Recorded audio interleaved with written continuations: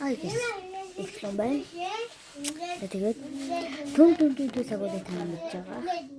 Сараа мэдж байгаа. Түн цаг нь болохоор өмнө цохол байж явж байгаа байсан болохоор тэрийг гадаадын хүмүүс болсон гэдэг. Одоо нэгэн зураач юм толгойд гэж модон цохол их чангач байсан болохоор байсан болохоор модоо байсан. Энэ хэлэлэг болохоор тийм Пүүцтэй залуу байсан. Хүн бол пүүцтэй залуу андаа бас нэг пүүц юмсаж явжсэн. Мөрхөж нахаж. Тэгээд явж байгаа нэг хүний хазаад ицсэн.